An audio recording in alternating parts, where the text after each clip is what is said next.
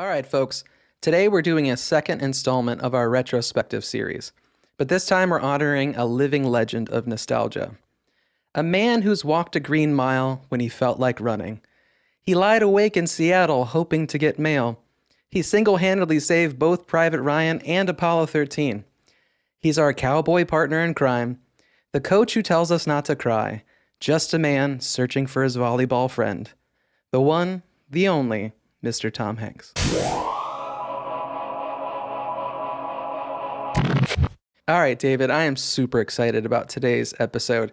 You know, we were really racking our brains as to who we could bring back for a retrospective second episode because Robin Williams just set the bar so darn high. But we just, after kind of thinking about it and brainstorming, Tom Hanks was one of the first ones that came to mind because, who doesn't love Tom Hanks? Like in his filmography and everything that we'll go through in this episode today, just like is unmatched. So I'm just so excited. Like, how do you feel about today's episode? I love that you called him a living legend. We watched the movies we're going to talk about today are from our childhood. These are movies we loved as kids. To think, though, that these movies, some of these are early 80s, 90s, and he's still doing incredible work in 2022. He's Tom Hanks. When a movie comes out, if Tom Hanks is in it, it's like, that's Friday night. Yeah. That's what we're doing, I think that's huge that he's still just knocking it out of the park in 2022 when I'm looking at a list of a movie that's from 1989. Yeah, so in this episode, we've decided that we would narrow down, much like we did for the Robin Williams retrospective, kind of the top 5 movies that resonated with us as a kid. David and I were actually able to narrow it down to 4 that we agreed upon, but our 5th ones varied, but I still feel like are ones that will resonate with a lot of people. So the first one we're going to do is this. The Klopeks are offering up Walter as a sort of human sacrifice to Beelzebub. Is that it? That's one of the theories, yeah. Oh, I'm just giggling because the way... So that movie, for those who don't know, is The Burbs. It's 1989, which is so funny because I've considered myself on this... You're, as a co-host, more of a 90s guy, but I'm finding some of the things I loved were late 80s. Yeah. But we got to watch Tom Hanks be what is that called? Like a suburbanite?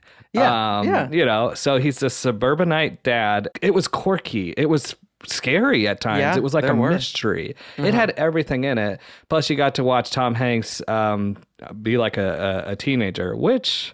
is kind of interesting because there's another movie on this list where he gets to be like that as well. Oh no, did I just spoil it? Oh, I think you might have. Edit that. Cut that out. We have to talk about the family and how Tom and his gang of neighbors, his buddies, try and investigate the family. Yeah. And I think that was a sticking point to me as a kid because they always what started out pretty mild-mannered, they would knock on the door. Then all of a sudden they're spying on him at night. You knew eventually, even as a kid, there was going to be a showdown. Nobody knocks off an old man in my neighborhood and gets away with it. And you just see Tom Hanks' shadow sliding down the steps. He looks like the Terminator 2. Yeah. He's all beat up. Yeah. His eyes closed. He's got, his sweatshirt's all tore up. Sure. I have a lot of love for the Burbs. I'll just, if I'm having a bad day or whatever, it could just be on naturally. And then I'll just find myself stopping what I'm doing and just sit and watch it. Yeah, I definitely think that that's a big one for a lot of people. But for me, I feel like where we diverged from the top 5 was on this particular one that as much as you watched The Burbs a ton as a kid, this next movie is what I watched a ton as a kid. So here we go. No begging for food, no sniffing of crotches, and you will not drink from my toilet. This is not your room. Turner and Hooch. What more could you ask for it? That you have Tom Hanks and a dog as the co-star. and that you would think that combination wouldn't work, but it was comedic genius. He gets Hooch, the dog, from this kind of kooky guy that lives on a dock who witnesses a murder. Craig T. Nelson, I think, is actually Coach. The bad guy. And yeah, Coach is the murderer. He's the bad guy in this.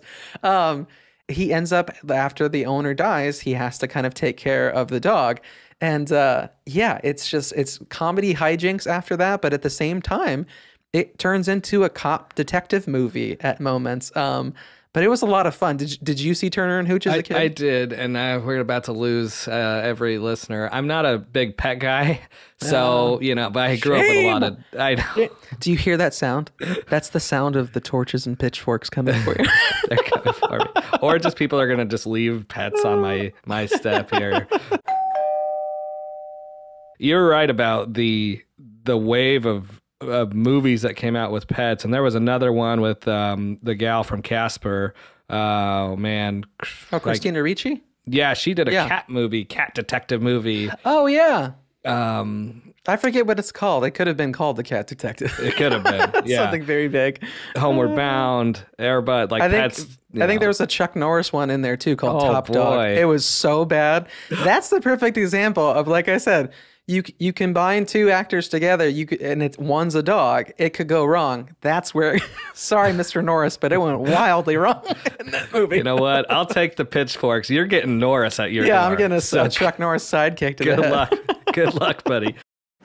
But I feel like Tom Hanks is good for all time zones. Yes. Yeah. He just has it. He's wholesome, and he just has this leadership quality, this tone, and this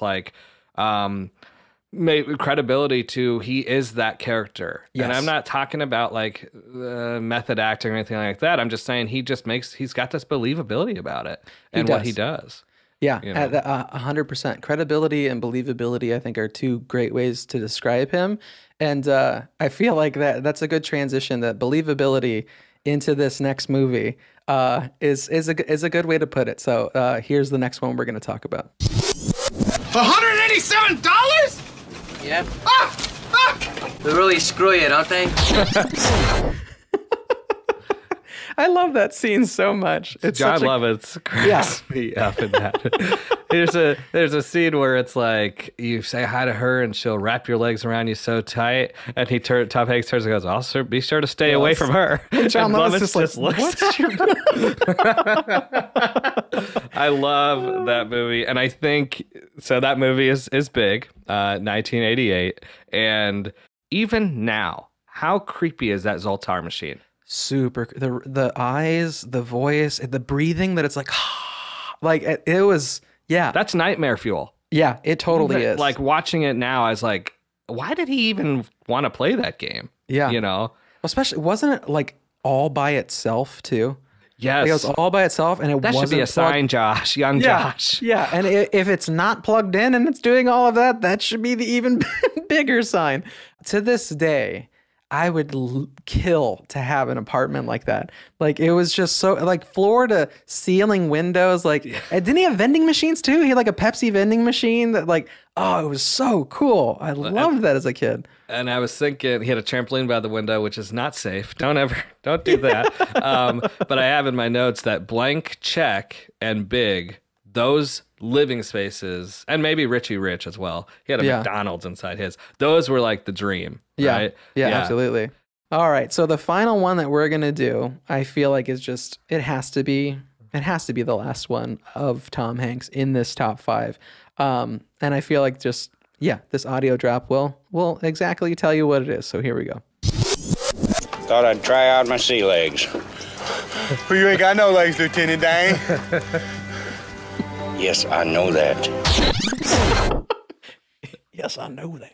Forrest Gump, the granddaddy of them all, 1994, holds 1,000,000% still today, in my opinion. Yes. Much like all movies we talked about today. Jenny, who, I'm going to ask you, is she the villain in this movie? She is. I didn't even hesitate. Yes, she is. I have in my notes here. Forrest defends Jenny from a toxic relationship. He's a gentleman. And he's a protector. He's a protector. And what does Jenny do? Friend zone. and then from there, he goes on to be this like collegiate all-star football player and meets the president of the United States. Right. Friend zone. Like, enlists in the Vietnam War, gets a Medal of Honor. Friend zone. Yeah. Like, and then goes all the way to being a shrimp and boat captain and makes millions of dollars. Suddenly, I love you. Let's have a child. Like, it was just, I feel like which she did not tell him about until 5 years later. Yes, right. Yeah. Horrible. Yeah. Oh, how about a shout out too? I didn't realize young David wouldn't have known this, but kid from Sixth Sense. I'm so sorry, I'm not remembering your name, but that's his son, Billy Joel Osment. Oh gosh, what did I just say? You were close. Haley Joel Osment. Billy Joel. You gotta apologize to Billy Joel. Sorry, Mr. Billy Joel.